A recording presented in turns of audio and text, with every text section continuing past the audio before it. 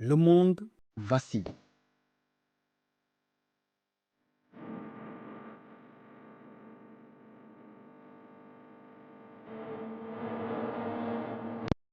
En Europe, la guerre entre la Russie et l'Ukraine redessine les alliances.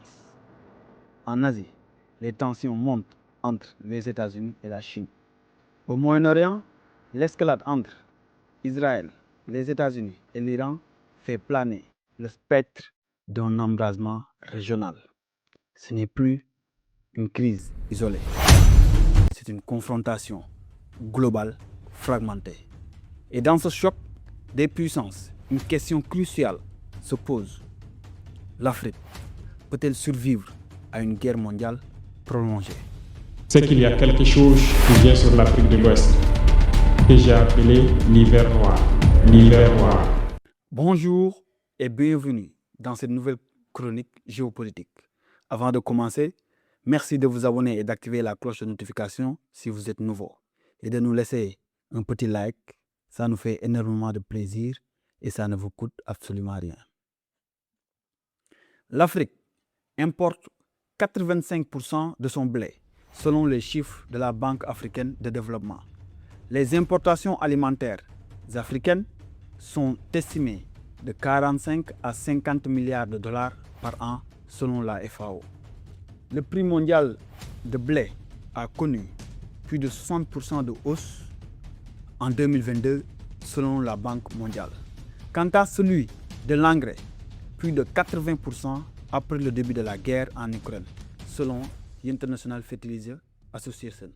Une guerre mondiale prolongée signifie chaîne logistique instable, prix agricoles volatiles et pénurie possible.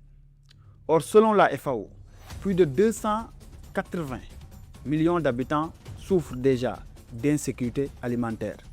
Une crise longue pourrait déclencher une instabilité sociale, des émeutes urbaines ou la chute de gouvernements fragiles. 600 millions d'Africains sans électricité selon l'Agence internationale de l'énergie.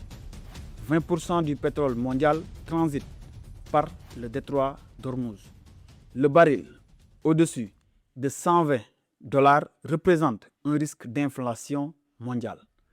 La fermeture d'Ormuz dans un contexte de guerre élargie provoquerait un choc immédiat, comme c'est le cas d'ailleurs depuis l'agression des États-Unis et Israël envers l'Iran.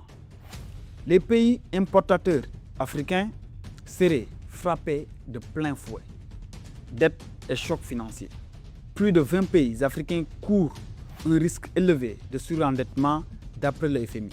La dette publique moyenne en Afrique subsaharienne est égale à 60% du PIB selon la Banque mondiale. La hausse des taux américains provoque la fuite des capitaux. Une guerre prolongée maintient les taux élevés. Les conséquences seront des monnaies affaiblies, des budgets comprimés et des dépendances accrues aux institutions internationales. Les minerais stratégiques. 70% des réserves mondiales du cobalt sont détenues par la RDC. 30% des réserves mondiales de minerais critiques sont en Afrique. Dans une guerre technologique mondiale, les batteries, drones, systèmes militaires dépendent de ces minerais. L'Afrique devient stratégique. Mais stratégique ne veut pas dire souveraine. Nous serons plus de 2,5 milliards d'Africains en 2050, d'après les projections. Une guerre mondiale prolongée créera une pression migratoire, un chômage massif et une radicalisation. Mais aussi un immense marché intérieur, une puissance de négociation démographique. Le Sénégal exporte du pétrole et du gaz, mais avec une dette publique élevée, il reste vulnérable aux chocs extérieurs. Dans un monde instable, le Sénégal devra arbitrer entre stabilité sociale et ajustement budgétaire. En somme, une guerre mondiale prolongée ne tuerait pas l'Afrique, mais elle révélera brutalement ses dépendances, ses fragilités et son absence de coordination stratégique. La vraie menace n'est pas la guerre. La vraie menace, c'est la dépendance. Et dans un monde en confrontation permanente, la souveraineté n'est pas idéologique. Elle est vitale. C'est qu'il y a quelque chose qui vient sur l'Afrique de l'Ouest, que j'ai appelé l'hiver noir. L'hiver noir.